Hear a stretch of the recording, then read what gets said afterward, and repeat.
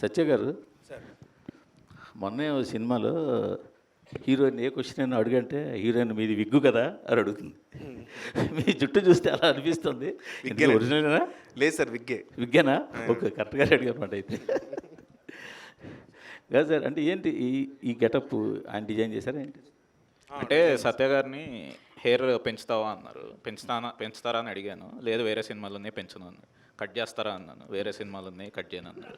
సరే, నేనేదో బోడీ ఒక హీరో రోల్ ఇచ్చాక సర్లే అండి అని విగ్గు పెట్టి ఇచ్చాను. నాకు తగ్గట్టే కొత్తగా ఏమన్నా చూపెట్టాలి. అందుకని లుక్లో కనపడమని ఇది ఇందులోనే రమ్మన్నాడు. కానీ సత్య గారు బిజీ అయిపోవడం వల్ల సత్య గారు యాక్ట్ చేసే సినిమాలు కూడా ఇబ్బంది అవుతోంది అని ఒక మాట ఉంది బయట. అంటే ప్రమోషన్లకి రారు, ప్రమోషన్లకి అంటే రారంటే మీరు ఇంటెన్షన్గా రారని కాదు, మీకు టైం ఉండదు అని. మీకు టైం అంత ఉండదు, రాలేకపోతుంటారు అని. దాన్ని ఎలా మేనేజ్ చేయడానికి, ఆ మాట మార్చడానికి ఏమైనా అవకాశం లేదా మీకు? అసలు ఎవరన్నారండి?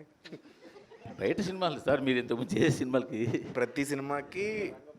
ఖచ్చితంగా ప్రతి సినిమాకి ప్రమోషన్ ఏదో ఒక టైంలో ప్రమోషన్ అంటే నేను చేసిన సినిమాలు నేను ప్రమోట్ చేసుకుంటానండి ఖచ్చితంగా.